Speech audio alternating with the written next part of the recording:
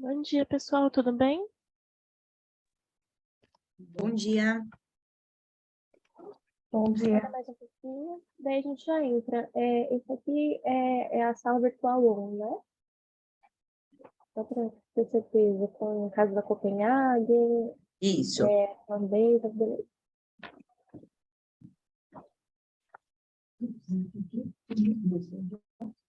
O pessoal está entrando.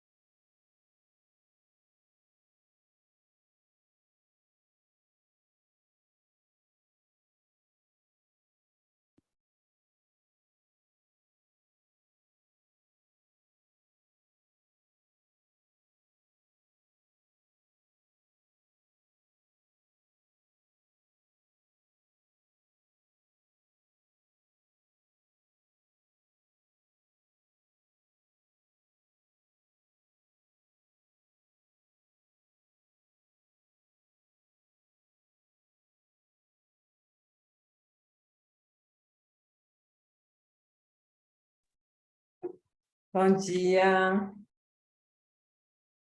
Bom dia. Bom dia.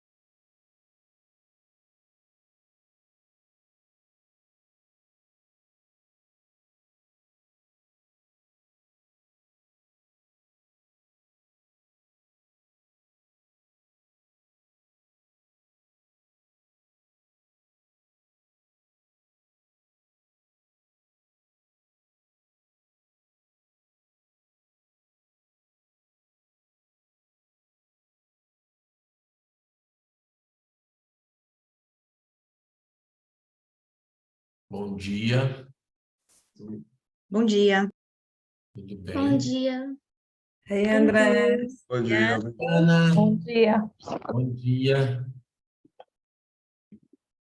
Bom dia a todos aí.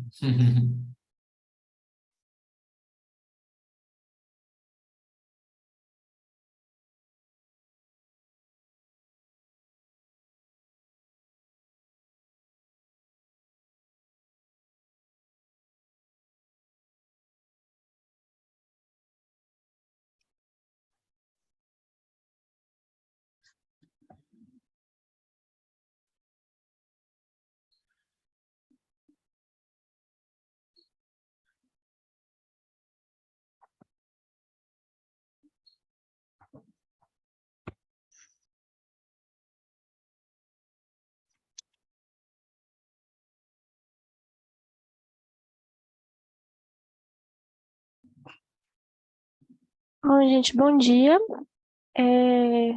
Então, gente, acho que já deu horário, a gente vai começar então a apresentar os trabalhos.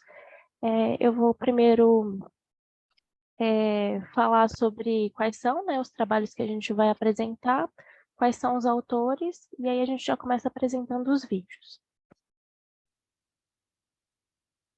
Só um minutinho.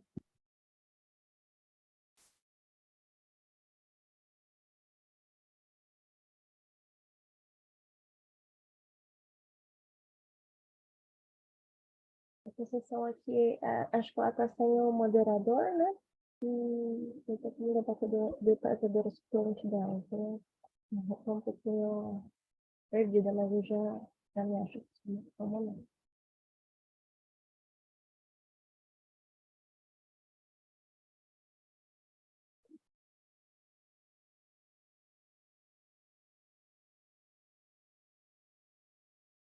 Bom, então a gente tem 4 artigos aqui. O primeiro artigo seria Copenhagen e a aproximação da marca à rotina do consumidor através da inovação.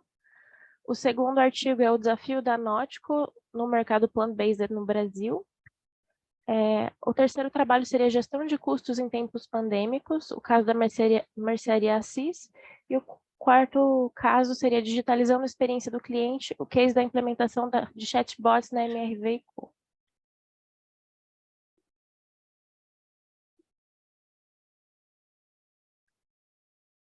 Bom, então eu acho que a gente podia começar pela apresentação do primeiro artigo, né, que é do Copenhagen e aproximação da marca à rotina do consumidor através da inovação.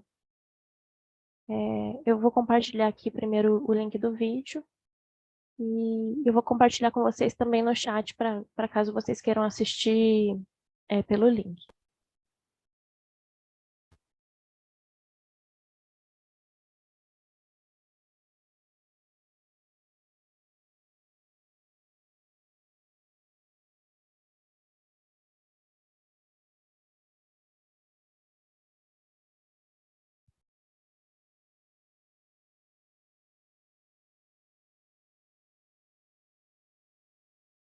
Olá, estamos aqui eu, professora Mariane de Oliveira Ramos, a professora Marina Tida e o professor Vitor Moraes, para apresentar para vocês o caso de ensino relativo a Copenhagen e a aproximação da marca à rotina do consumidor através da inovação.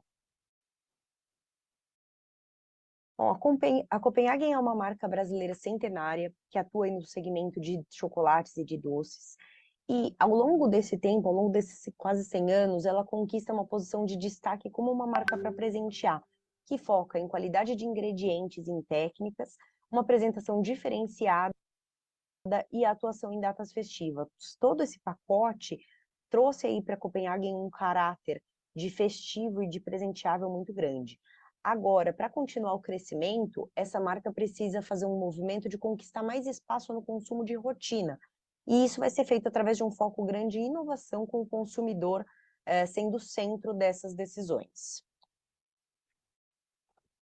Bom, a história da Copenhague ela se inicia em 1928 por dois imigrantes letões, a Ana e o David Copenhague, e eles começam sua atividade vendendo um doce tipicamente letão, o marzipan, feito à base de amêndoas.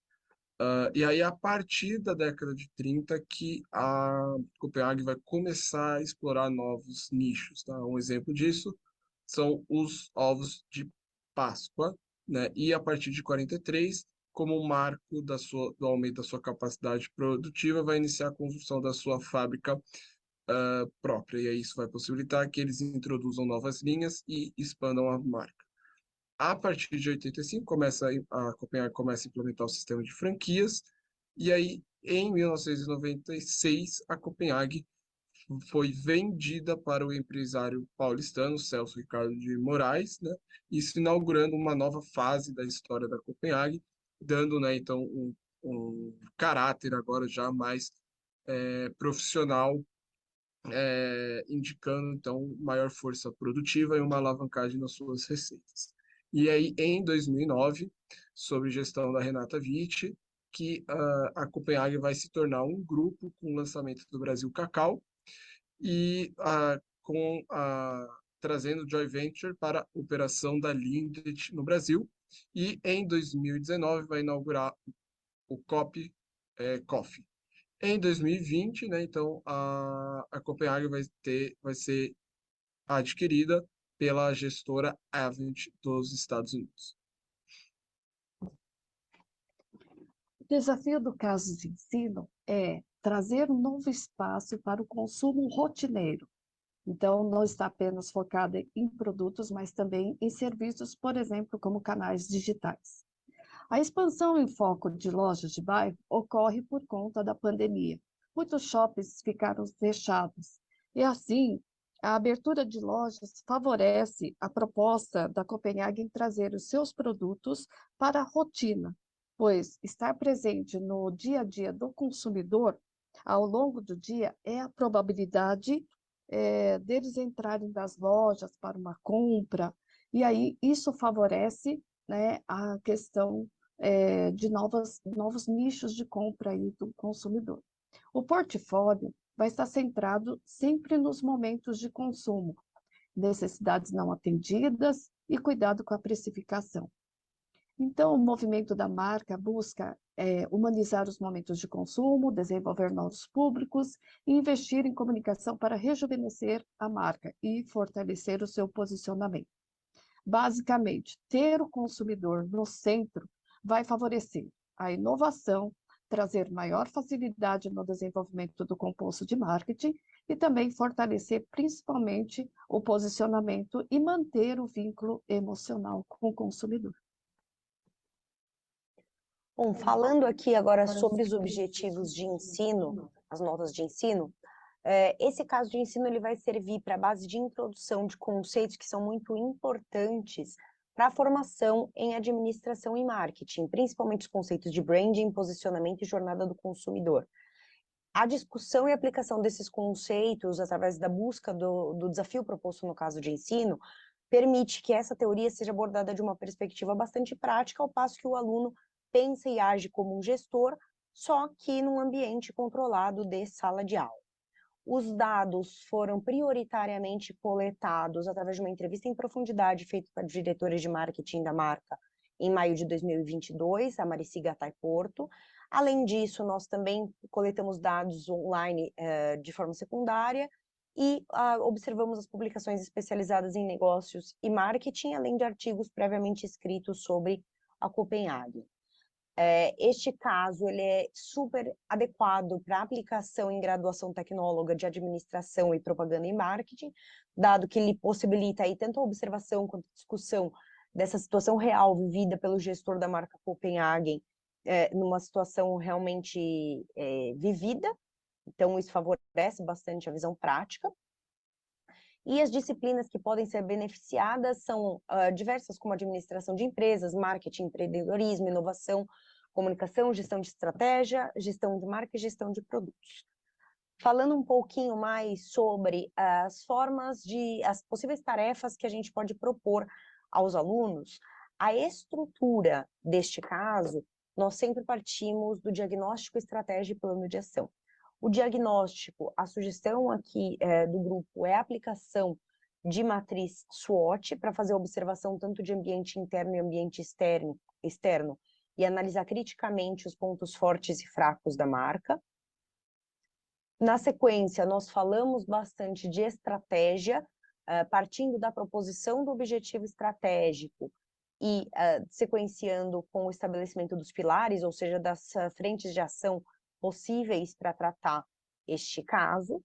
E finalizamos com o plano de ação, que é o estabelecimento de atividades práticas que cheguem nesse desafio, identificando as atividades possíveis, estimando os impactos financeiros relacionados a essas atividades e estabelecendo os KPIs para mensuração de resultados.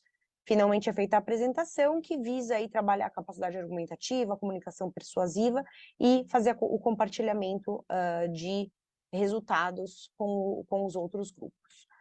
Nós partimos da organização de aulas através da leitura e entendimento do caso, passando para as pesquisas de diagnóstico, apresentação de teoria para a fundamentação desse diagnóstico e a fundamentação estratégica. Passamos, então, ao desenvolvimento da intenção e dos pilares estratégicos no formato casa estratégica, que é o formato que nós indicamos aqui no Germinari, e, finalmente, iremos para o plano de ação e apresentação em sala de aula. Ao professor cabe conduzir o caso, facilitar a sua condução e promover debates, e a apresentação é feita em formato consultoria para promover esse olhar multidisciplinar e um olhar compartilhado para dar o feedback para os grupos. Essa é a bibliografia utilizada, e nós esperamos que o caso possa ser utilizado aí com riqueza nas salas de aula de vocês. Muito obrigada. Aí, pessoal. Seguindo o nosso cronograma. Então, um minuto.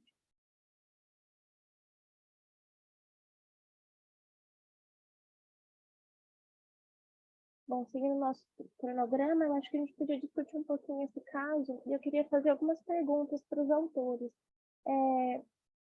Para começar, eu fiquei curiosa em que medida que vocês colocaram algum dilema na tomada de decisão dos donos da Copenhagen, sabe? Algum tipo de dilema que eles tiveram que lidar para estabelecer, para tomar alguma decisão importante, enfim, se eles tiveram algum tipo de alguma polêmica mesmo que a gente tenha que lidar no dia a dia da tomada de decisão das organizações, né? Considerando o mercado que eles atuam. Sim, Sim, pode falar. o dilema está realmente calcado na questão de posicionamento, tá? Não é mais tanto relacionado ao dono da Copenhagen, né? Porque perdeu esse caráter familiar desde que o grupo foi introduzido para a gestão do Celso Ricardo de Moraes, se tornou uma gestão mais profissionalizada, então vou colocar o dilema mais na vida do gestor, que é a Renata Wisch, né, a CEO da marca, do que efetivamente a um dono. Mas o desafio está muito realmente atrelado ao posicionamento. Dado todo o histórico da marca, a Copenhagen ela ficou muito conhecida como uma marca de uma qualidade altíssima e que é vinculada automaticamente a momentos muito especiais. Então, a marca ela virou praticamente um sinônimo de Natal, de Dia das Mães, de Dia dos Namorados. Então, momentos em que você escolhe coisas muito boas, vamos dizer assim, de boa qualidade, de boa apresentação, para presentear pessoas muito queridas, tá? Então, 100 anos da marca, praticamente, reforçaram, por diversas decisões e diversas, enfim, diversos posicionamentos da marca junto ao mercado, para fortalecer essa situação. O que acontece? Chega num momento que, principalmente a partir desse momento de profissionalização, de entrada do grupo CRM, por aí vai, que começa um questionamento tá legal, isso aqui tem funcionado até agora, mas isso vai manter a gente numa estabilidade e uma presença sempre nesses momentos presenteáveis, que a marca é muito forte e muito clara na mente do consumidor. Mas a gente precisa crescer. Para crescer, o que a gente pode fazer? E aí a resposta eu preciso trazer isso para outros momentos que não sejam apenas a questão do Dia das Mães, Dia dos Pais, Natal e por aí vai. E o dilema está justamente em como que eu colo essa necessidade de crescimento, que vai exigir a presença em momentos que hoje eu não exploro, sem ferir um posicionamento de marca que é muito forte na cabeça do consumidor. Sem ferir essa percepção de alta qualidade, sem perder a percepção de que é uma marca especial, entre aspas, na vida dessa pessoa. Então, é um desafio muito de posicionamento de marca. como eu não descolo daquilo que me faz grande, mas ao mesmo tempo eu consigo criar um caminho para poder efetivamente crescer um dia a dia mais moderno, mais atual, aproveitando novos públicos e principalmente rejuvenescendo essa marca, que querendo ou não, se não se tornasse mais atual, mais presente, acabaria ficando uma marca envelhecida, sem conversar com o consumidor e acabaria por não conseguir mais cumprir o seu propósito de marca. Legal. E esse novo posicionamento, ele teve relação, por exemplo, com classe social por exemplo, eles querem atingir outras classes que não sejam só a classe a mais, enfim, um público, considerando também a crise econômica, vocês acabam problematizando alguma coisa nesse sentido? É menos uma questão de classe social, tá? Não é uma marca que é só focada em classe A, mas vamos falar que é uma marca de classe AB, tá? É menos um desafio de classe social e mais uma diferença de perfil de consumidor. A Copenhagen, principalmente a partir do momento da introdução da bandeira Pop Coffee, que vem em 2019, ela começa a perceber o potencial de um público que é o jovem executivo na casa dos 35 anos, de trazer a movimentação dessa marca, tá? Então, embora continue sendo uma pessoa mais classe AB, às vezes ABC, a gente começa a ter essa necessidade de descer um pouco a faixa etária, tá? E ir para um público que está, além de ser mais jovem, é um público executivo, é um público que está na rua, é um público antenado, é um público que busca informação, e é um público, querendo ou não, até pelo status corporativo da coisa, que não quer comer qualquer coisa, tá? Tem essa questão do... não deixa de ser um presenteável, mas acaba sendo aquele presenteável para mim, sabe? Eu vou comprar porque eu mereço, eu vou passar para tomar um café na Copenhagen porque lá eu ganho um chocolatinho que vai fazer o meu dia melhor. Então, é uma questão mais de faixa etária e de perfil desse público do que da classe social. A classe social, eles trabalham principalmente com a Brasil Cacau, que lança aí também em 2019, e configura, né, inclusive, a criação do grupo CRM. A Brasil Cacau, ela vem especificamente para combater a Cacau Show, para ir naquela linha mais dia a dia, trufa R$1 e tudo mais, tá? Quer dizer que a Copenhagen não tem se preocupado com o acesso financeiro da coisa? Não, muito pelo contrário. Eles têm tomado cuidado com precificação, mas no sentido da criação de uma régua de preços, tá? Então, imagina que você tem produtos que são extremamente bem estabelecidos, como um bombom cherry, por exemplo, que é aquele bombom que vem com a cerejinha no licor. É um processo extremamente artesanal e você comprava aquela caixa de bombom cherry para presentear. A marca tem se preocupado em achar formatos de desembolso menor para que a pessoa tenha acesso ao produto. Então, ao invés de comprar caixa, ela também favorece a compra de 5 unidades, ou de uma unidade em específico. Então, mesmo nos momentos presentes, a diretora de marketing, ela colocou uma frase que eu achei muito interessante, que era a seguinte: você vai chegar num momento tipo um Natal, você tem muitas opções óbvias na Copenhagen para presentear sua mãe, seu esposo, seu filho e por aí vai. Mas você não tinha uma opção para presentear, por exemplo, as professoras do seu filho na escola. Ficava uma coisa mais impeditiva.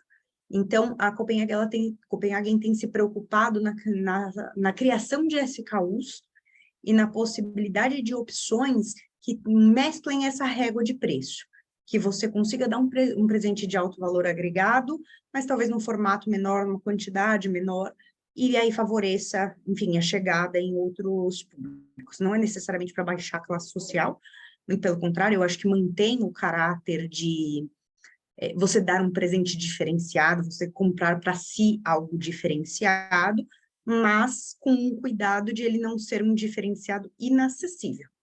Assim, enquanto você falava de uma caixa de bombom que poderia custar R$200, R$250. Tá bem. Depois, no final da sessão, a gente vai ter como ter um debate um pouco mais longo, né? Agora um debate um pouco mais curto, mas acho que alguém queria fazer alguma pergunta. Tem alguém? Oi, era eu. Sim. Olá a todos, eu sou a Ana Burchat, professora da Fundação Dom Cabral, estou aqui apresentando o caso junto com o Andrés. Eu acho que até Mariane já respondeu, em parte, a minha dúvida, que era a questão de como que essa inovação se deu, de fato, para tornar esse produto de um consumo mais rotineiro.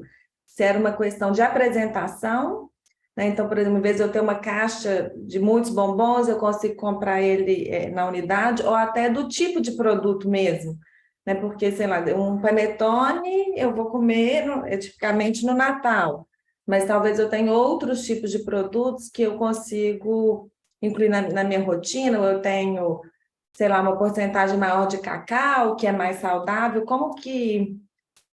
ou foi uma inovação de produto, ou uma inovação também no sentido assim do layout da loja, que tem a ver com café.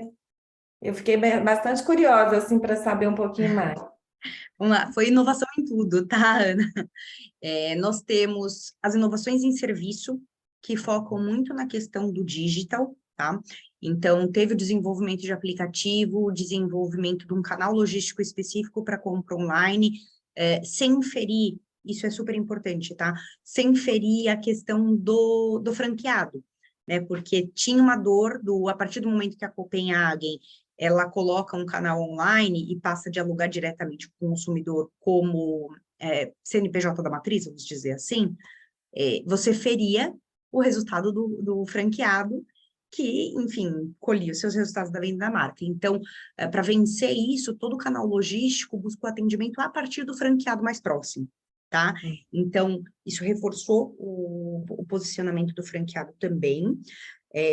Teve, enfim, então, toda essa questão do digital, teve todo um remodelamento das lojas, tanto para trazer a questão da cafeteria, quanto para trazer os novos produtos, tá? E novas formas de exposição também. Tem, inclusive, algumas lojas que são as flagships, que são muito... que além da exposição de produto em si, você tem bastante dos espaços instagramáveis e tudo mais para ter uma experiência mais interessante, mais robusta de consumo aí para o consumidor. E a título de produto, teve muita mudança. Tanto essa questão da precificação dos clássicos, que eu comentei, nós temos a questão de releitura de clássicos. Então, por exemplo, eu tenho a Lajotinha, que é aquele bombom, vou até chamar de bombom, mas enfim, um doce, naquele formato flow pack que todo mundo conhece. Ele tem uma releitura, por exemplo, para a linha Keep Cop. A Keep Cop é uma linha inteira focada em crocância. Então, eles pegaram lajotinha, eles pegaram língua de gato, eles pegaram chumbinho e fizeram uma releitura em um novo tipo de produto que sempre é aliado pela crocância. Por exemplo, tem uma outra linha que eles também trouxeram, que é a Soul Good. A Soul Good é uma linha que ela buscou trazer a indulgência do chocolate somada com a saudabilidade que era buscada por muita gente. Então, é uma linha sem aditivos, sem adição de gordura, de açúcar. Então, é uma linha de chocolate mais saudável, vamos dizer assim. Que tem bombons, tem creme para passar no pão, tipo Nutella, para deixar claro aqui para todo mundo o que é. E também tem os formatos de aquelas pequenas porções para você comer sem a culpa. Então, pequenos tabletes, bombonzinhos pequenos, que você pega um ali, 2 para comer ao longo do seu dia, deixa na bolsa, e você come sem aquele, ai meu Deus, comi uma barra de chocolate. Então, todas essas inovações, além de também, um ponto que foi ressaltado pela professora Marina no vídeo, da abertura de lojas em novos pontos de venda, a Copenhagen ela era muito concentrada em grandes centros, como shopping centers, como, enfim, aeroportos e por aí vai. E aí, a partir do momento pandemia, a gente começa essa presença da loja de rua, por conta tanto do ressurgimento da atividade social partindo da rua, tá? Esse é um dos primeiros motivadores dessa abertura de novas lojas, quanto da questão de você estar na rua e você estar no trajeto e no percurso, você favorece uma compra de impulso, você favorece uma compra de algum momento específico que talvez você não capturasse no grande centro, que é isso, fiquei com vontade agora, ou tô andando aqui, nossa, lembrei que eu tenho que comprar um agradinho para pessoa do escritório que eu não tinha pensado. Então, você foge daquele momento, fui até o shopping e tem uma proposta específica. Você está num trajeto e você estar no trajeto, você consegue ativar outra necessidade do consumidor. Tá? Então, foram mudanças em produto, em canal, em serviço, em tudo, literalmente. Muito interessante. Obrigada. Eu vou apresentar o segundo, aí depois no final acho que dá tempo de debater mais um pouquinho cada um dos casos, tá bom? Só para a gente não deixar ninguém sem a percepção.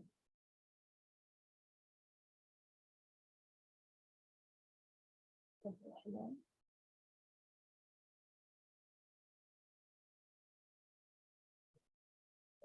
Vocês estão conseguindo ver a tela? Olá a todos, eu sou a Yara Mola, estou aqui acompanhada das minhas queridas colegas Samantha Secone, Denise Mitico.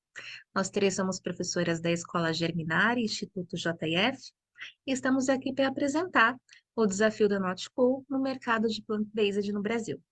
Passo a palavra à minha colega Denise. Este caso de ensino, ele apresenta uma síntese da trajetória percorrida pelos chilenos Karim Bichara, Matias Kuchinick e Pablo Zamora, desde a sua formação até a associação em 2015, para a criação de uma startup que em 2021 seria eleita pela Fast Company uma das mais inovadoras do mundo, a Notco. Na esteira dessa breve trajetória, ao longo da qual são pinceladas as suas principais motivações para o empreendimento de uma marca cuja proposta visa uma verdadeira transformação no modelo de alimentação que abastece o mundo todo. Apresenta também o contexto do mercado no qual a Notco se situa, perpassando brevemente o cenário internacional para, a partir daí, se deter no Brasil.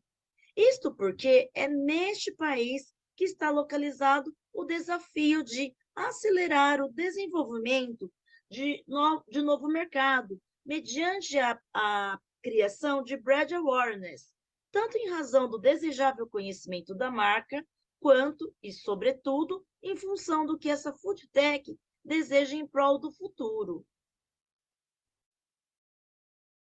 Exatamente, Denise.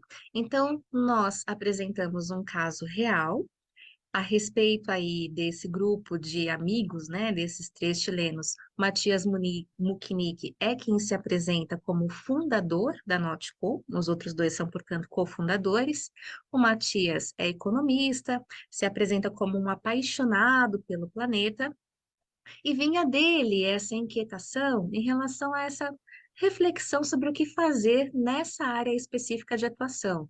Ele pensava, por exemplo, se a combinação entre as tecnologias por aprendizagem por máquina, né, inteligência artificial, e as descobertas científicas pudessem juntas tornar possível a criação de alimentos que, além de serem muito saborosos, ainda pudessem ser benéficos, né, tanto para o planeta quanto, por exemplo, para os próprios animais, usados como matéria-prima, né, de muitos desses produtos aí industrializados.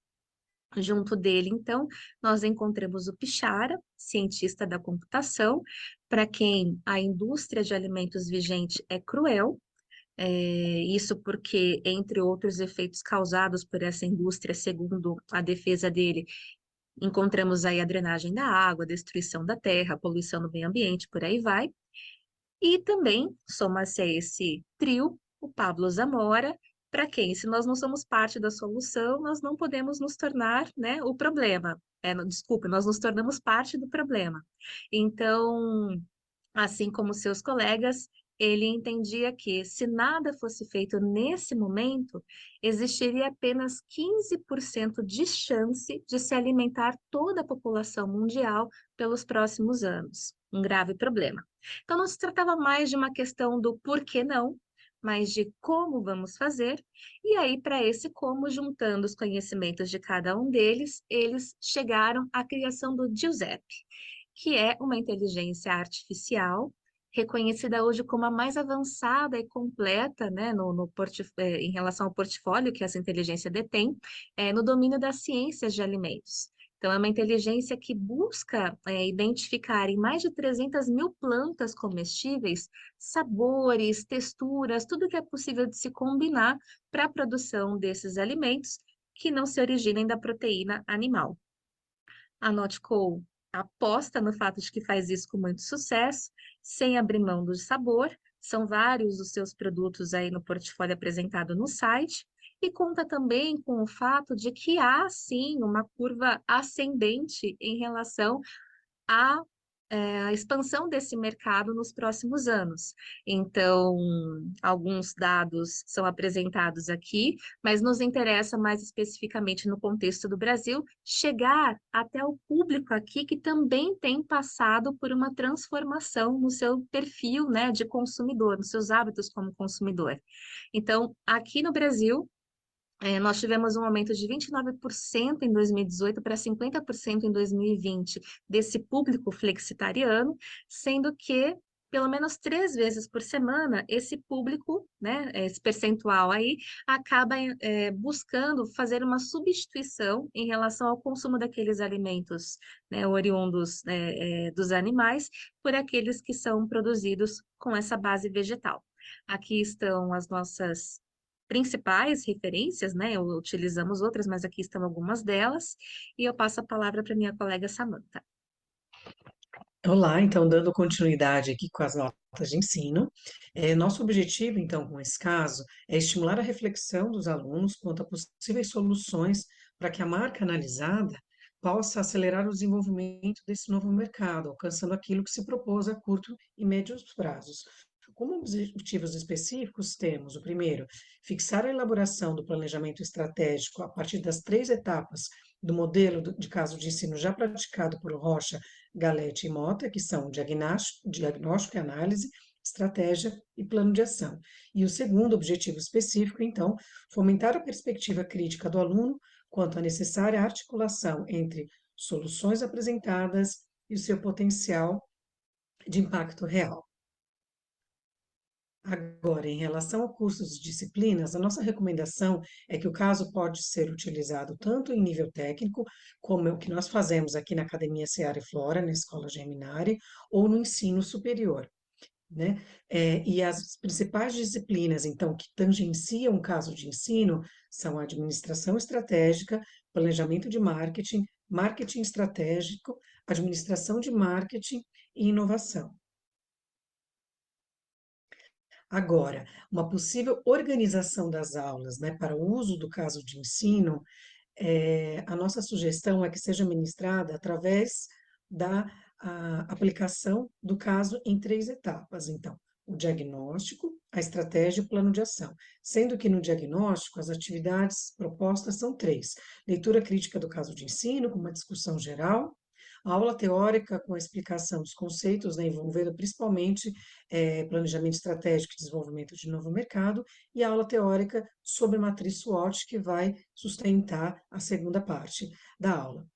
Com o tempo previsto de 10 aulas entre atividade e aulas teóricas, essa primeira fase. Na segunda, na estratégia, teremos então a elaboração da estratégia com base no modelo da matriz SWOT. Nesse caso, prevemos então 4 aulas. E por último, o plano de ação em 2 etapas, onde primeiro a gente tem a aula teórica envolvendo a marca, através do conhecimento de marca e da pirâmide de marca, e no segundo momento a definição e construções das ações de fato que vão formar o nosso plano de ação. Para tanto, estamos prevendo 10 aulas. Aqui nós temos a recomendação, né, uma sugestão bibliográfica para ser utilizada com os alunos. E agradecemos a atenção de vocês. Muito obrigada e até breve.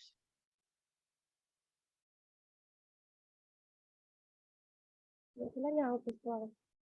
Eu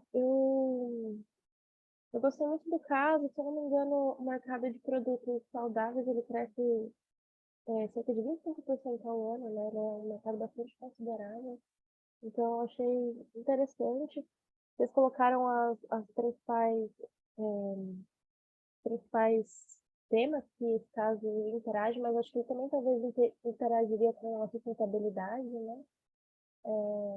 Porque quando você pensa na redução, por exemplo, de produção de laticínios, Acho que esse também seria uma possibilidade, né, de pensar em como que você pode substituir os leites animais pelos leites vegetais. Enfim, eu gostei bastante. Eu fiquei pensando, com relação a esse caso de ensino, que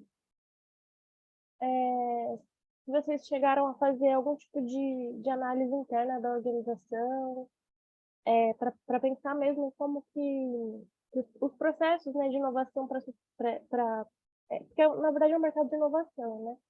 Vocês fizeram algum tipo de análise interna dos processos internos da organização para conseguir chegar ao desenvolvimento desse produto específico? Ou a análise foi só focada em marca?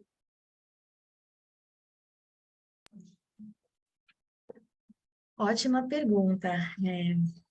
Eu vou começar aqui, a Samanta, minha colega, complementa. Para esse caso de ensino em especial, nós partimos de fontes secundárias, né? Então, todo o material, toda a coleta de informação se deu a partir daquilo que os próprios idealizadores, né, esses 3 responsáveis aí pela marca, disponibilizaram pelo site e também por meio do LinkedIn, da formação deles. Então, nós não tivemos acesso às fontes primárias. Mas o que acontece? Nós, falo também pelos meus colegas que já se apresentaram, nós estamos filiados ao Instituto JF, né? Que é uma instituição voltada à educação, financiada por um grupo mantenedor, que é a JBS. Então, nós também temos esse conhecimento interno, digamos assim, dado que na JBS nós temos as marcas que também estão investindo nesse meio, né, bastante promissor, né, e atravessado por muitos recursos tecnológicos, porque a JBS também tem os seus produtos inseridos nesse mercado. E aí, a respeito dessas marcas em específico, a Samanta pode falar um pouquinho. Então, existe uma aproximação que a gente pode fazer, mas não como transferência para Notco, né? Nessa. Deixa eu fechar aqui.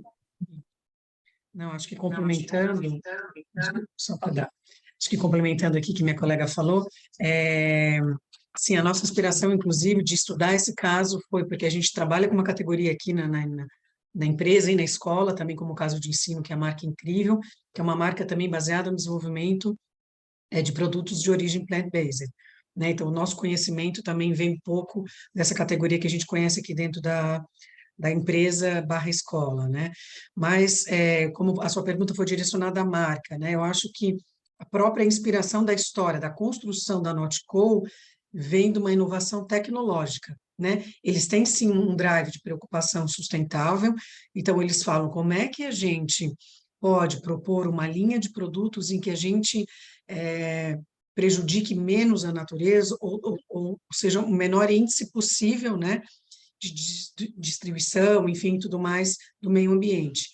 E aí, quando você pega um biotecnólogo e um cientista da computação, eles tentam, e um economista, né, eles tentam, então, trazer essa inovação através da tecnologia, tá? Então, eles têm uma pergunta, né? Então, essa marca surge com essa pergunta, por que não ter a carne, né? Já que a gente sabe aí que a questão da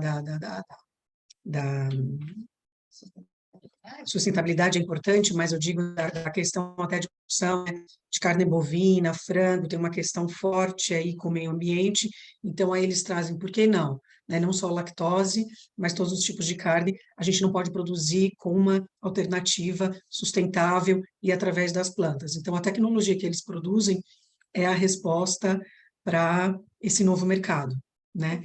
E aí eles trazem uma marca, tem toda essa inspiração bem mercadológica, né, do Notco, que traz essa provocação por trás, nesse branding que eles desenvolvem, mas eles são com uma super tecnologia por trás que sustenta esse posicionamento deles. Então, acho que eles foram bem felizes na combinação dessas duas coisas, marca e tecnologia. Legal, maravilha. Obrigada. Eu achei muito legal e, assim, eu não sei, vocês me corrigem se eu estiver enganada, mas a JBS, ela tem investido um pouco em cadeias dessa diversidade na Amazônia também, né? Então, ela tem se inserido, inclusive, na Amazônia, então, umas parcerias lá, É um grande problema os bubalinos nas reservas florestais, a produção de queijo, de leite. Então, esse tipo de bioeconomia é bastante significativo. Até, não sei, sugeriria dar uma contextualização mais ampla para que as pessoas entendam também, nesse caso, como que ele é relevante, né? Não só para a organização enquanto o mercado que cresce, né, com frequência, mas provavelmente isso vai se tornar cada vez uma coisa mais demandada devido ao contexto que a gente vive, né? Achei bastante interessante. Alguém quer fazer alguma colocação?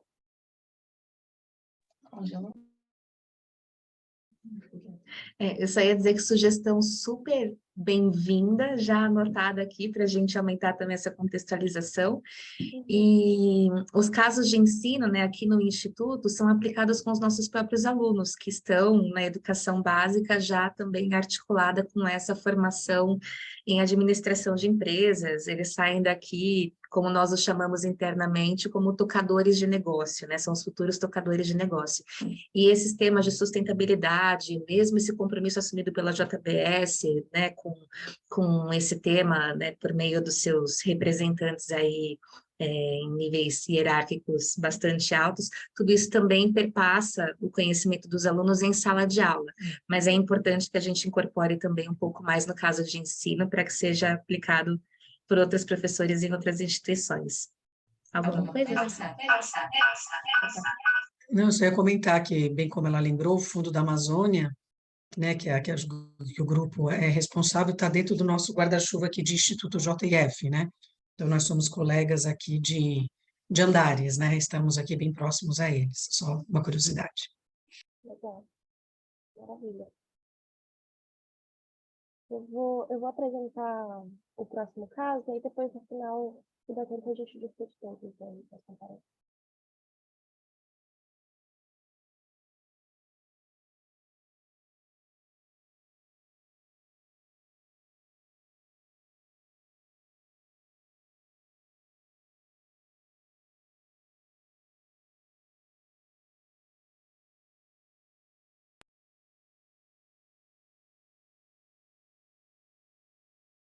Olá, meu nome é Djana Helena Diniz Costa Vieira, eu sou mestranda em administração e hoje eu vou apresentar para vocês o caso de ensino, gestão de custos em tempos pandêmicos, o caso da Mercearia Assis. Considerando a atual crise econômica, agravada principalmente pela pandemia da Covid-19, e a alta competitividade entre as empresas, a gestão de custos atualmente tem sido uma grande aliada para as mesmas para garantir a sobrevivência. Então, hoje a gestão de custos ela tem sido muito falada e considerada como uma principal estratégia das empresas de se garantirem no mercado. Então, dentro desse contexto da gestão de custos, objetivou-se estudar a viabilidade econômica da Mercearia Assis. A Mercearia Assis ela surgiu em 1980 e ela foi fundada por dois irmãos, Mauro e Jairo. Um pouco tempo depois, o Jairo se retirou da empresa e o Mauro deu continuidade aos negócios junto com a sua esposa Fátima e a sua filha Mariana. Então, trata-se de uma empresa familiar que atua no comércio varejista no município de Esmeraldas, Minas Gerais. Para fazer o controle do caixa, das vendas e tal, eles contam com o apoio do sistema Demaster. E em relação ao ambiente da empresa, ele é bastante informal, eles não registram todos os gastos, todas as receitas, nem nada disso, mas também é uma característica da empresa familiar, que tem essa questão da confiança entre eles. Então, foi feito um estudo, né, da gestão de custos da mesma, e esse estudo se sucedeu da seguinte forma: primeiro apresentou-se a proposta, depois solicitou uma autorização dele, informou o período da coleta de dados, bem como quais dados seriam coletados, e assim foi feito o estudo. E esse passo a passo da contextualização do estudo, ele é descrito no caso de ensino. Então, esse é o início do caso. E aí, né, dando continuidade, o caso de ensino irá apresentar esses dados que foram coletados por semestre e valor. Então, no caso de ensino, há um tópico para descrever o faturamento da empresa, os custos e despesas fixas e os custos e despesas variáveis. Essa descrição dos dados foi feita para que o aluno, o leitor, consiga também por si próprio realizar o dimensionamento da viabilidade econômica da mercearia e também compreender melhor o cenário, né, da mercearia nesse período e também comparar como que foi no primeiro semestre de 2019, no primeiro semestre de 2020, por exemplo. E aí, por fim, o caso de ensino ele vai fazer algumas considerações a respeito dos registros dessas receitas e custos, o papel do contador na empresa, como é feito o processo decisório, principalmente sobre as finanças da mercearia. Vai falar também sobre essa análise da viabilidade, né, que foi desenvolvida, sobre a ausência de dados sobre a depreciação dos ativos imobilizados, vai falar sobre a estratégia deles em momentos de crise, de reduzir os gastos e também o próprio impacto da Covid-19. Então, na nota de ensino, a gente já traz, né, os objetivos desse caso de ensino. O primeiro dele é discutir a importância da gestão de custos para a sobrevivência das empresas durante a pandemia da Covid-19, mesmo considerando que o estudo abrangeu apenas o primeiro semestre de 2019 até o primeiro semestre de 2020, ele já demonstra as primeiras iniciativas que a empresa estava tendo para lidar com esse momento de crise.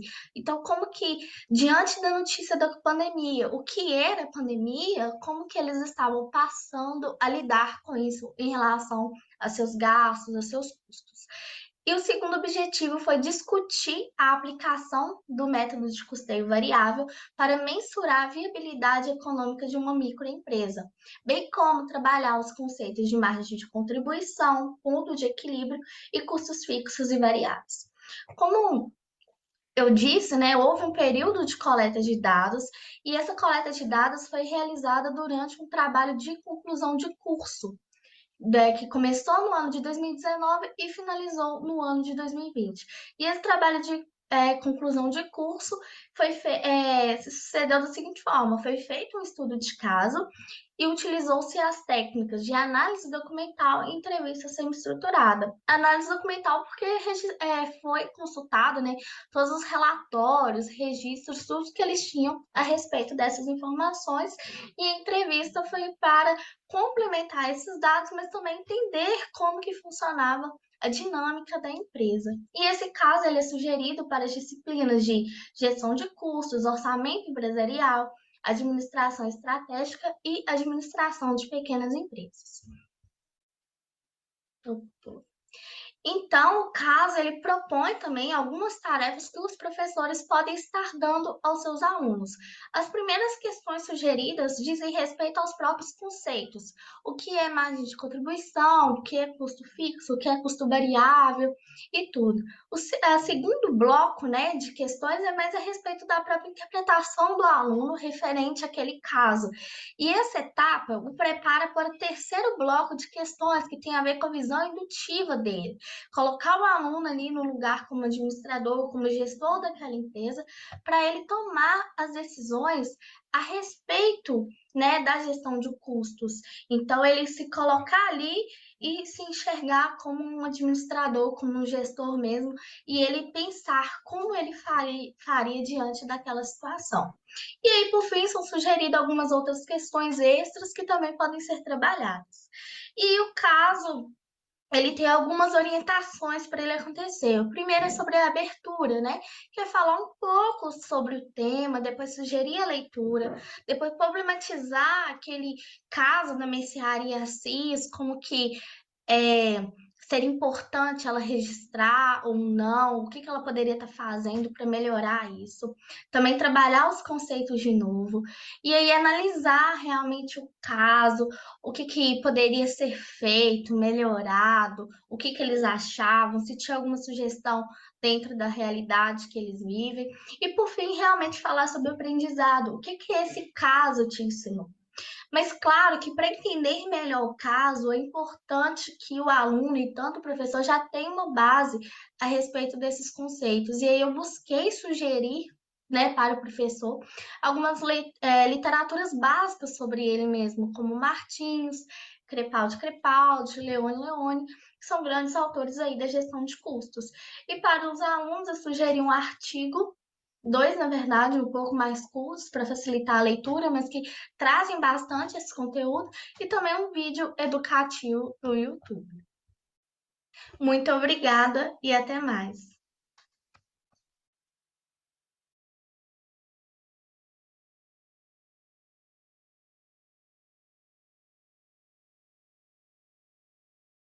Nossa, muito legal. E eu gostei, você trouxe bastante recursos didáticos, né, para os alunos e para os professores. Eu queria que você falasse um pouquinho sobre as decisões, como que você contextualiza essas diferentes decisões de cursos que o gestor precisaria de tomar, quais eram os dilemas e como que o que você sugeriu para que ele lidasse com esse dilema. Tá, então vamos começar. Vocês estão me ouvindo? Sim. Então, sobre um pouquinho sobre o processo, né, de decisão que eles tinham no momento. Na verdade, até eu entrar em contato com eles ainda não tinham parado para pensar sobre, assim, uma efetiva gestão de custos. Então, eu encontrei a empresa num cenário onde eles não tinham registros, nada assim muito documentado e nem controlado entre eles. Como era uma empresa familiar, eles usavam um sistema de caixa, apenas ele permitia uma nota de venda, um controle do que entrava e saía, mas eles não tinham esse efetivo registro dos gastos. Então, foi quando eu entrei em 2019 lá, que eles começaram a pensar sobre isso. Então, no caso de ensino, ele é um caso até simples, mas ele é bastante usual, eu acredito que ele tem muita aplicabilidade na área da gestão de cursos, principalmente nas primeiras disciplinas do curso, porque ele traz justamente isso, esse cenário onde vai trabalhar empresas que não têm um registro, que precisam criar métodos para registrar, métodos eficazes. Então, ele começa a despertar no aluno e também no próprio gestor começou a despertar isso. Tá, peraí, eu entendo a importância de registrar, mas como registrar? Dentro do que eu tenho, do suporte que eu tenho, da realidade que eu tenho aqui na minha empresa, como eu posso fazer isso? Então, foi onde eu pude ajudar, né, eles como mercearia, a realmente fazer isso. Tanto é que foi um trabalho onde eu desenvolvi inúmeras planilhas mais fáceis de usar, programáveis, onde eles poderiam estar utilizando aquilo no dia a dia, já que eles não tinham, né, dentro desse sistema de caixa deles, essas opções de controle de custos. Então, eu forneci para eles essas planilhas e aí eles super adotaram e começou a funcionar. E a dúvida do caso, o caso gira mais em torno assim do desafio. Qual que é a viabilidade dessa empresa antes? E essa viabilidade já começou a ser afetada pela pandemia? Porque como não dá, como foi o primeiro semestre de 2020, como eu ressaltei, não tem como eu falar os danos realmente se afetou muito, mas já dá para a gente entender o comportamento da pandemia ali. E um dado interessante que traz nesse caso é porque o setor que mais teve desenvolvimento, no caso, foi o alimentício.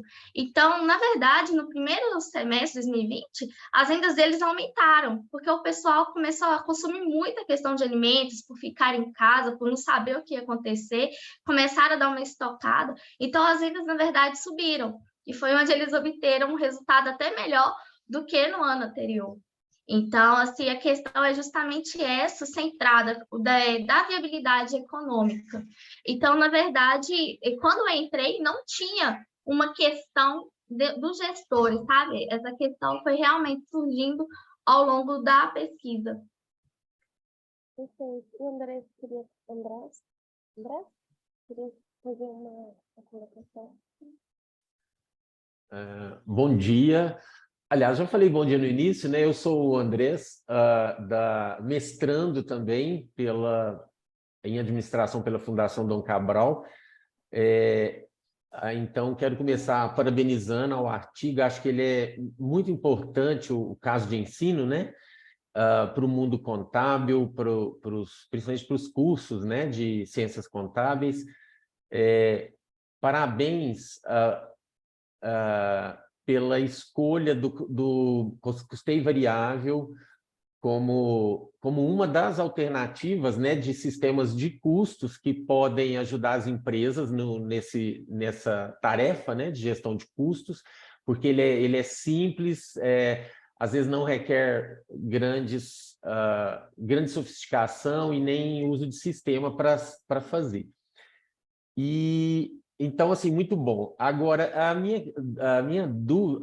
a questão, né, que eu coloco é o seguinte: como que você vê o fato da Marcenaria Assis ser uma empresa classificada como pequena ou média, né?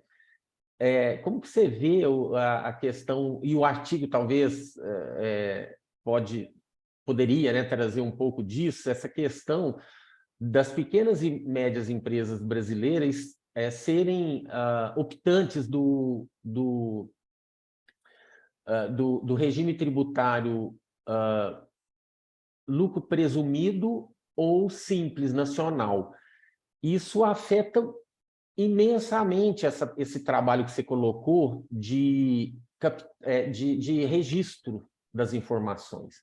Então, eu já tive experiência própria, né, até pessoal, em empresas desse porte, e assim, as pessoas, todos esses dois regimes tributários não têm uma obrigatoriedade com relação a registro de despesa.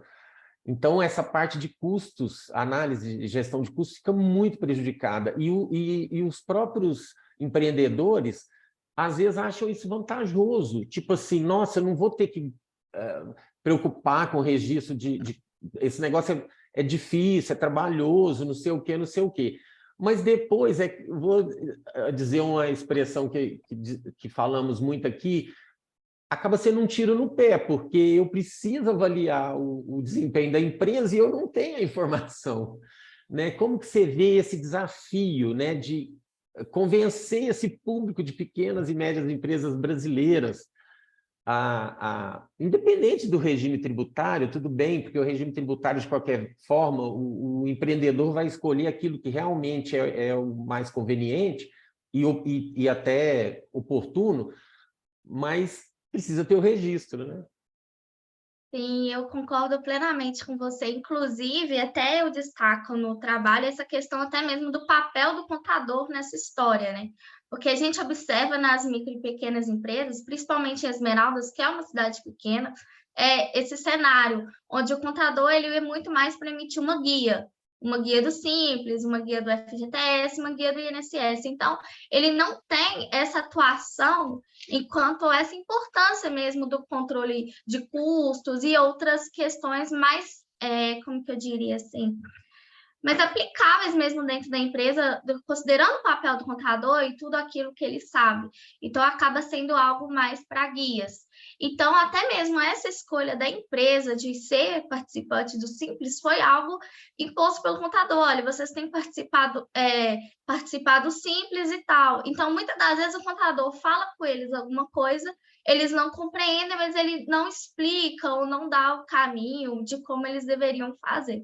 Então, isso acontece muito realmente nas pequenas empresas. E, inclusive, eu ia fazer o meu trabalho do TCC na empresa onde eu trabalho, como uma micro e pequena empresa da região.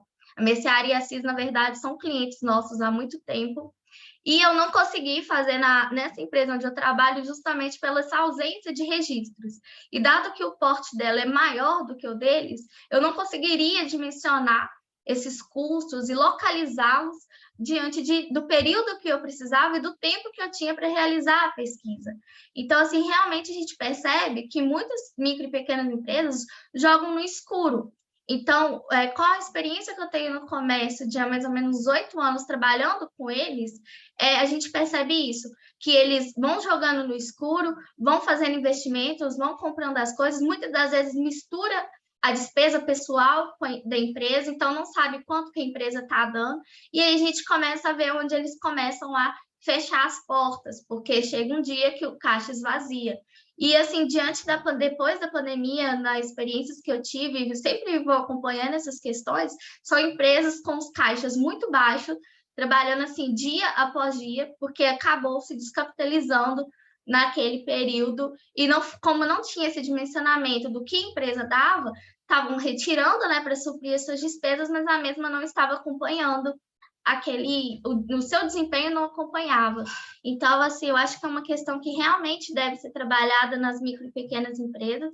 Igual o André falou, não é uma questão complicada de ser feita, mas é uma questão que a gente deve apresentar para as empresas, mas por também ser uma questão de finanças, isso exige, né, da gente, ao falar, uma ética muito grande e também uma confiança da parte deles, porque eu entendo que eu só alcancei esse estudo dado o contato que eu já tinha com eles há muito tempo, ali um certo elo de amizade, porque se isso não acontecesse, seria mais difícil desses pequenos comerciantes me passarem essas informações, porque eles têm muito apego a esses dados, sabe? Então, e esse desconhecimento mesmo. Então, por isso que eu acredito que é importante essa questão, assim, de disseminar a importância da viabilidade do custeio variável, apesar de não ser o método legal aceito pelo fisco, mas ele é extremamente importante nas questões de tomada de decisão.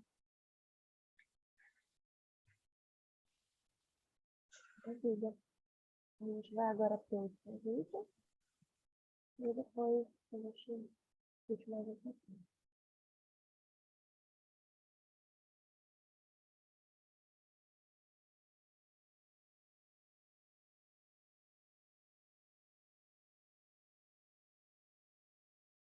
Do cliente, case de implementação de chatbots na MRV, o caso de ensino. Estratégia de inovação para a transformação digital. O que nos vem em mente? Bom, de acordo com o autor Gary Pisano, estratégia de inovação é um objetivo de busca por novas soluções, conceito de negócios ou novos produtos. Já de acordo com os autores Nambizan et al., transformação digital é quando a inovação envolve tecnologia digital. Em 1979, foi fundada na cidade de Belo Horizonte a empresa MRV. Os fundadores foram Rubens Menin Teixeira e Mário Lúcio Menin, além da ex-sócia Vega Consultora Limitada. Em 1992, num ato de pioneirismo, a MRV criou um serviço de atendimento ao cliente. Em 2007, fez a abertura do capital, utilizando o investimento de um fundo britânico, o Autonomy Capital, e chegou em 2018, devido à estratégia de se tornar uma Construtec, criou a startup Lugo. Essa criação da startup significou a ressignificação estratégica, processual, organizacional e cultural da MRV. Ela produziu a redução de burocracia, a expansão de oferta de serviços e resolutibilidade de interações com os clientes. A MRV chegou em 2021, consolidando a primeira plataforma habitacional do país, mas já como uma empresa multinacional atuando no Brasil e nos Estados Unidos. Em 2028, ela já apresentava uma solução de moradia completa. Bom, a transformação do modelo de negócios, né, da MRV para soluções de moradia incluiu a parte de serviços de locação de imóveis residenciais e, portanto, exigiu uma forma personalizada de atendimento ao cliente. A área de tecnologia de informação assumiu o protagonismo no escopo produtivo e processo de digitalização. Isso incluiu e envolveu a estruturação de processos, escolhas das melhores ferramentas e atendimento resolutivo ao cliente. Bom, o aplicativo Meu MRV foi adaptado, né, parametrizado para uma nova jornada para o cliente, que envolveu as seguintes etapas. conhecer e adquirir, acompanhar e conviver. Criação, em seguida, né, veio a criação dos atendentes virtuais, os chatbots, que são aí a essência do processo do caso de ensino. Primeiro veio a Maria Rosa Vaz, assim denominada, para resolver e solucionar dúvidas dos clientes. Em seguida, o Mister V, que surgiu também como um chatbot pioneiro para esclarecer informações sobre produtos, financiamentos e oportunidades da empresa. Com isso, a MRV conseguiu, com os chatbots, a redução de tempo de atendimento, a redução também dos contatos perdidos, sendo em torno de 50% aí, né, nessas reduções, e também diminuiu aspectos negativos do atendimento humano, né, as falhas humanas. Por outro lado, o trabalho humano, né, as pessoas que faziam o atendimento foram direcionadas para outras atividades, incluindo o atendimento de clientes com necessidades especiais ou que gostam de ser atendidos, né, por um atendente humano, e os casos que os chatbots deixam como não resolvido. A empresa, com essa mudança, né, ela acabou aí articulando uma estratégia digital onde passou de um modelo tradicional e hierárquico de estrutura organizacional para um modelo mais horizontal, onde o time de inovação se relacionava e tinha contato direto tanto com a alta liderança quanto com o time operacional. Sobre as notas de ensino, o caso prevê que os objetivos de aprendizagem são refletir sobre a estratégia de inovação radical que a MRV adotou, né, com essa mudança de atendimento humano para chatbots, bem como os resultados que ela obteve com isso. Fontes e métodos de coleta envolveram entrevistas presenciais gravadas, semi-estruturadas, com pessoas escolhidas por critérios da pesquisa, mas envolvendo gestores, pessoas da alta administração, e equipes, squad, enfim. As relações com os objetivos da disciplina estão ligadas aí com a relevância, né, da estratégia de inovação que uma empresa decide por adotar, né? As disciplinas sugeridas, estratégia de transformação digital, a discussão teórica, a base é o artigo do Gary Pisano, onde ele apresenta as alternativas de estratégia de inovação, incluindo, dentro do quadrante a estratégia radical, que foi o caso da MRV, mudando aí o atendimento de pessoas humanas para chatbots. E o próprio Gary deixa algumas dicas, né, questões, e faz muitas alertas para as empresas nesse processo de adoção de estratégia de inovação, e tais como a inovação irá criar valor para os produtos, para os potenciais clientes, como a empresa irá capturar parte do valor que as suas inovações geram, que tipos de inovações permitirão à empresa criar e capturar valor que cada recurso deve receber. Por fim, antes da aula, os alunos devem fazer a leitura prévia, correlacionar esses artigos com o estudo de caso com a teoria, debater, fazer uma resenha em torno de 1.500 a 2.000 palavras, colocando crítica e o entendimento. Durante a aula, o professor administra os conceitos de estratégia de inovação e transformação digital, debate em grupos e plenária. No final, fecha com resumo. Esses debates podem ser feitos utilizando tecnologia digital.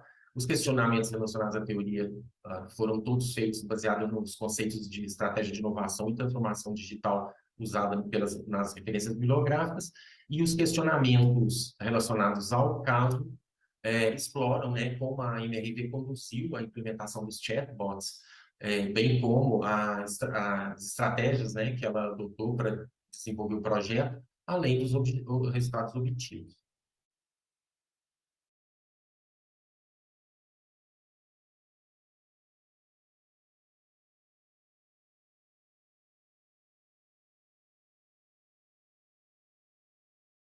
Legal, obrigada, muito bacana. Eu estava vendo aqui que você fez, inclusive, um questionário no final do seu artigo, né? E assim, com várias questões interessantes sobre estratégia, sobre inovação, e com gabarito, inclusive. Achei maravilhoso, vamos lá.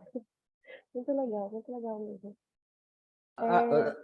Posso só Claro, agradecer aí pelo comentário, mas eu tenho que, além de agradecer você, eu tenho que agradecer minha professora, Ana Buchar, que o artigo foi escrito com certeza, né, em parceria com ela, e eu fiz o meu melhor como aluno dela também. legal. E como que foi, Andrés, né? Andrés que fala. Como que foi para você conseguir essas entrevistas? Opa, acho que estou falando aqui. Você está conseguindo me escutar? Acho que minha câmera tá travando. Tá? Está travando um pouco. Eu te ouvi. Eu vou deixar a professora Ana comentar, porque a professora participou realmente das entrevistas. Eu acho que ela vai falar com mais propriedade, tá bom? Tá certo. Obrigada, André, sempre muito gentil. Né, foi realmente um trabalho de parceria e esse caso nos pareceu assim bastante rico, porque é uma empresa tradicional de um setor relativamente estável da construção civil e que se propôs uma estratégia bastante ambiciosa de digitalização. E aí, além de discutir essa estratégia mais ampla de uma construtora tradicional para uma Construtec, para manter um foco e viável estudo de caso, nós trabalhamos com mais detalhe na implementação dos chatbots. Discutir, então, assim, esse enquanto um processo que tem a ver com a jornada do cliente, que tem a ver com trazer maior centralidade do cliente no processo da empresa, mas que faz parte, de fato, de uma estratégia digital mais ampla. Sobre o acesso de dados, né, que realmente é um desafio quando se faz um estudo de caso, eu tive a oportunidade de ter um contato bastante estreito com a companhia.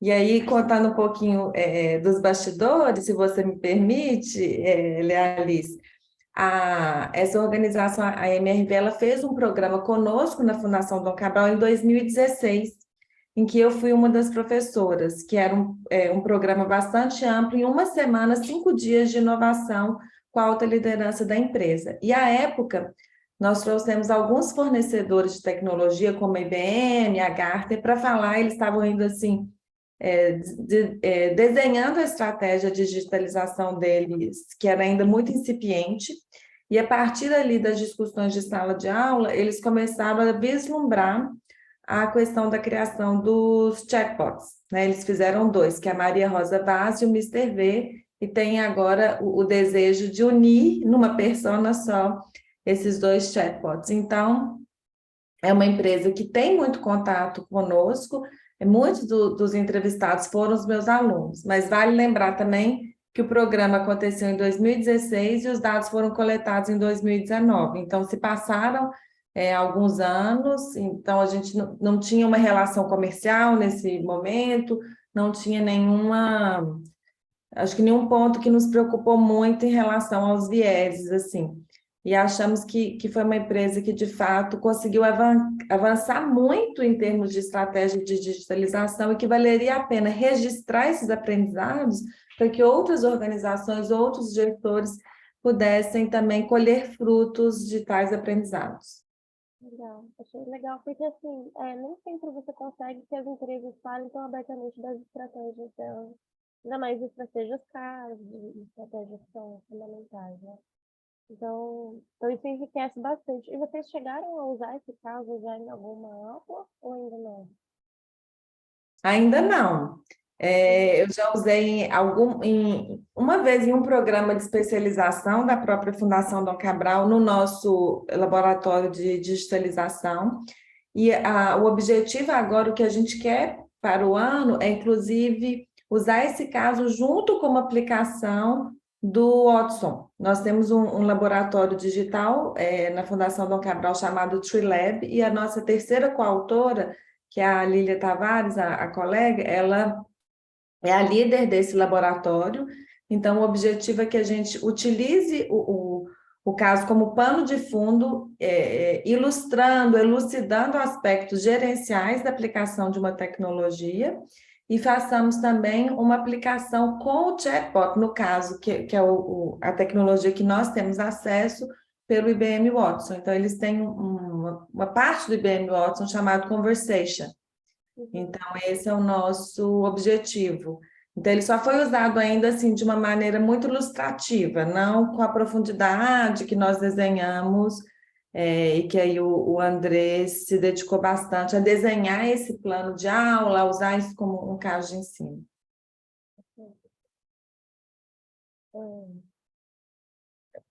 Eu acho que a gente podia abrir para perguntas para todos os casos, inclusive para o último. Se alguém tiver alguma pergunta, alguma colocação.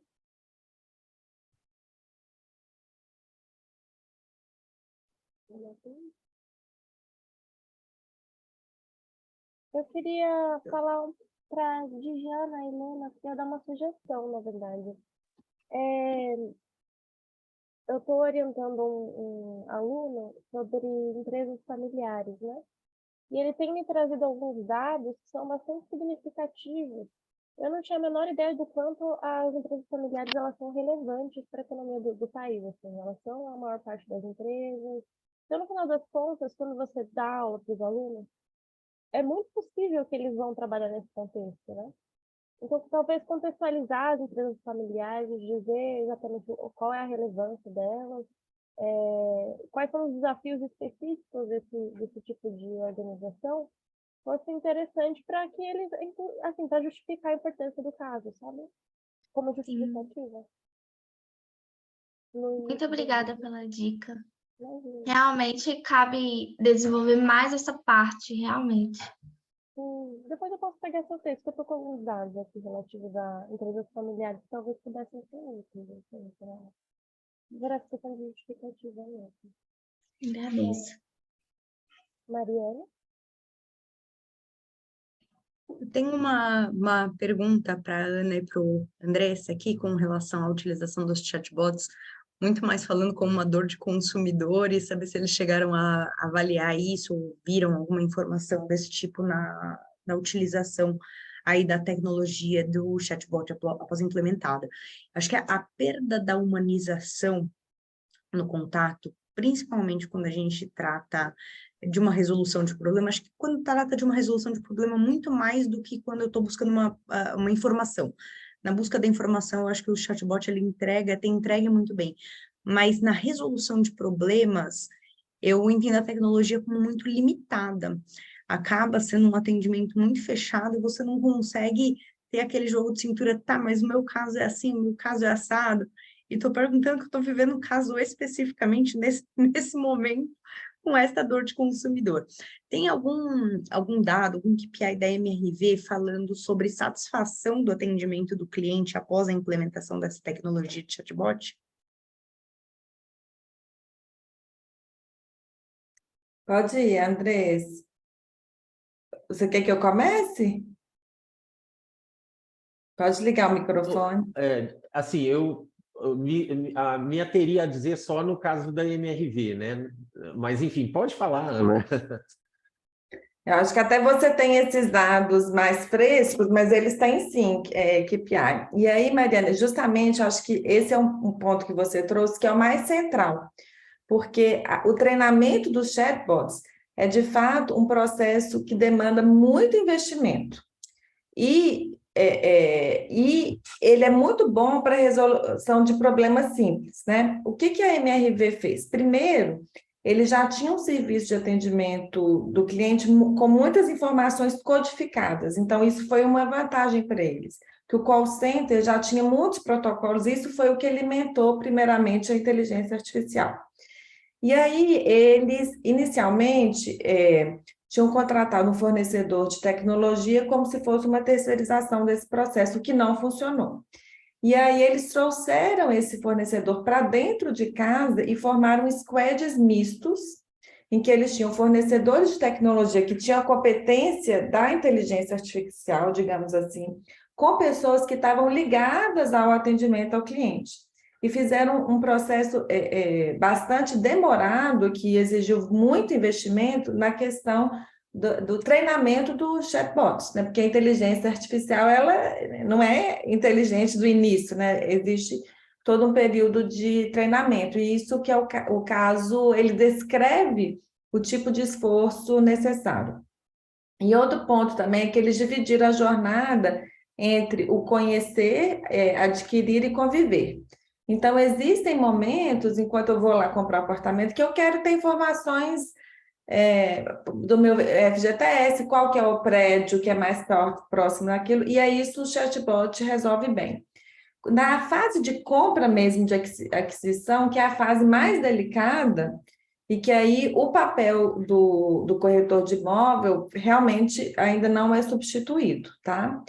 Eles acompanham, sim, né, vários KPIs, como, por exemplo, o próprio NPS, e o que eles viram na prática é que eles não substituíram totalmente o atendimento humanizado, como você colocou, por todas essas limitações. O André tem os números aí mais na ponta, mas eles conseguiram substituir grande parte, se não me engano, na casa dos 70% dos atendimentos, e eles acompanham muito a resolutividade.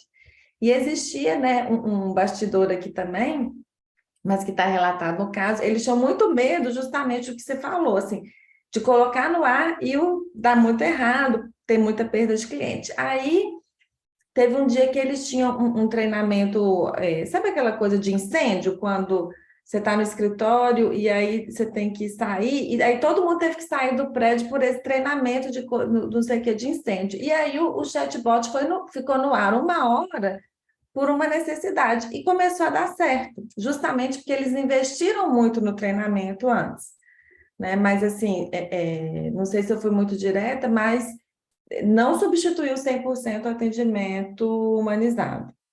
Exatamente, Ana. Eu queria complementar o seguinte, que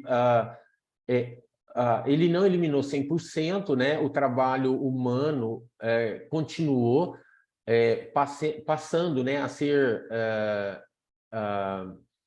passando a ser feito, né, com o uso de atendentes humanos em 3 frentes. Os clientes, né, que de fato tinham desejo de ser atendidos por pessoas humanas, os clientes que não conseguiam, né, se comunicar com o Mr. V, né, ocasionado por erro de interpretação ou algum outro tipo de situação, e ainda a questão do follow-up, né, dos clientes, para avaliar o primeiro contato, por exemplo.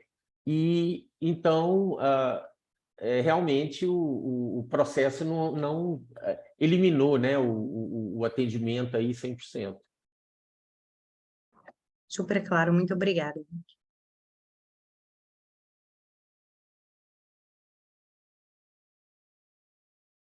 Você quer fazer alguma pergunta, Ana? Eu queria, para as colegas do Notco, que é um caso também, assim, super interessante desse mercado plant-based, que me parece, assim, muito estimulante, assim, seguir esse mercado. Então, fiquei também muito curiosa por alguns mais detalhes, e, sobretudo, pelos números que vocês compartilharam sobre o Brasil, que, inclusive, me surpreenderam, assim, não sabia que esse mercado crescia tanto no nosso país. E aí, uma curiosidade, nessa questão do brand awareness no Brasil, qual foi a estratégia, assim? Foi começar por um público mais jovem, que é conhecido por ter essas questões ambientais mais, como diria assim, mais fortes, né? Ou eles partiram por um outro tipo de perfil? Quais, né, pudesse, assim, contar um pouquinho mais sobre as estratégias de brand awareness da Notco? Sim, professora, ótima pergunta. Eu só vou dizer para vocês que a nossa colega Samantha precisou sair para uma reunião, então nós vamos seguir aqui, eu e a Denise.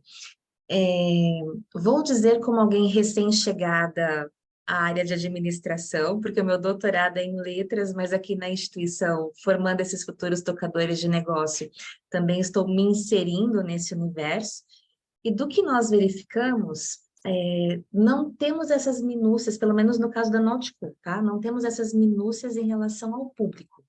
Mas os próprios idealizadores, assim como nós vimos também por meio de outras pesquisas, partiram de dados segundo os quais, na pandemia, por conta de haver essa permanência, né, das pessoas em casa, se alimentando dentro de casa, em decorrência disso, teria sobressaído, digamos assim, uma tendência a uma preocupação maior com aquilo que estava sendo consumido. Então, enquanto as pessoas estavam ali tomando café na padaria, almoçando em restaurantes e tudo mais, essa atenção à alimentação estava num certo modo automatizado. Agora, não me lembro quais foram as fontes, mas eu lembro que alguns institutos bastante sérios acabaram fazendo um levantamento a esse respeito, mostrando que nesse nosso momento pandêmico do ficar em casa, houve sim uma mudança significativa nesse perfil de consumidor. Então, por conta disso, no Brasil, por exemplo, embora nós não estejamos falando de um público vegetariano, mas aquelas pessoas que comem produtos de origem animal acabaram substituindo cerca de 3 vezes por semana esses produtos de origem animal por produtos de origem vegetal. Inclusive, tem um movimento aqui, né, no Brasil, inclusive, de na segunda-feira ser a segunda-feira sem carne. Então, existe um incentivo, né, e não por uma restrição em relação ao produto de origem animal, mas por uma adesão a uma prática que seria mais saudável e, ao mesmo tempo, ecologicamente mais sustentável. Então, quando os idealizadores do Nautico discorrem a respeito desse interesse deles de transformar o Brasil num grande polo aqui na América Latina, no qual eles consigam acelerar esse desenvolvimento de novo mercado, eles também se apoiam nesses dados, mostrando essa mudança que houve no perfil do consumidor de modo geral. Mas eu não vou saber dizer agora a faixa etária, se isso está restrito a uma classe socioeconômica específica ou não, porque não foram dados que a gente incorporou aqui no caso. Mas posso recorrer aos universitários também, porque temos a Mariane aqui, que é minha colega de Instituto JF, e que talvez possa complementar a minha resposta. Alguma coisa, Mari, nesse sentido? Então, eu vou até comentar uma curiosidade aqui, como a gente faz parte de um grande grupo, né? O Instituto está ligado ao grupo JBS, eu sou uma professora meio particular, eu venho de um projeto que a gente chama de Projeto Missão. Eu sou oficialmente headcount do marketing da Seara, né? Eu brinco, como falava minha antiga gestora, eu vendia frango até 5 minutos atrás. Então, eu venho muito mais para fazer uma ponte do negócio com o que é efetivamente o ensino e passar esse aprendizado para os alunos, tá? Então, eu não trabalhei especificamente com plant-based, mas eu trabalhei dentro da minha categoria com frangos orgânicos, frangos sem antibióticos, que linkam muito com essa questão toda do saudável. E é assim, os números e os potenciais de crescimento dessa categoria como um todo, elas são gritantes, tá?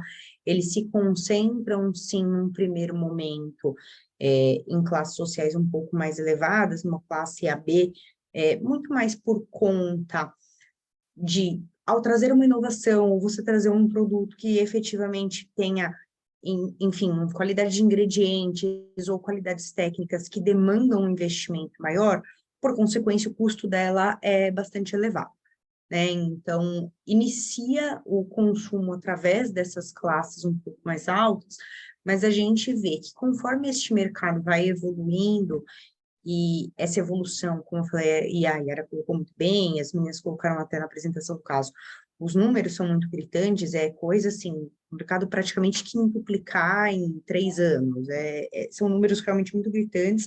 O Brasil tem uma posição muito importante, o Brasil, se não me engano, é o 4º maior país em consumo de alimentos saudáveis, então é uma categoria realmente muito expressiva aqui para nós, A partir do momento que você alavanca, né, você começa a ter aquela questão de economia de custos, e aí liga até um pouco já com o trabalho da Djana, de quanto que a questão de gestão de custos é realmente importante para que você traga um produto assertivo, traga realmente benefícios para o cliente.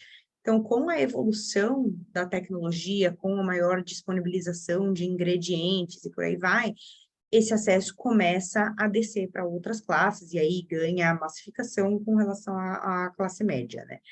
Mas, infelizmente, dada o primeiro aporte de custos que existe aí para a introdução de um produto desse, ele entra realmente em classes mais altas para a indústria. Maravilha. Muito interessante, obrigada. Gente, alguém tem mais alguma pergunta? Bom, essa sessão vai se encerrar daqui a minutinho, mas a gente vai ter uma sala de networking aqui para quem quiser continuar conversando com os colegas. A gente colocou o link aqui no chat, tá? E também eu peço para que vocês avaliem essa sessão também, nesse link que o Daniel mandou aqui no chat. Obrigada, pessoal. Foi um prazer conhecer vocês. Muito obrigada. Ótimo dia a todos. Obrigada, o prazer foi nosso. Obrigado, prazer conhecê-los. Prazer. Ótimo dia. Obrigada. Bom dia. Gente. Tchau, Bom tchau. dia.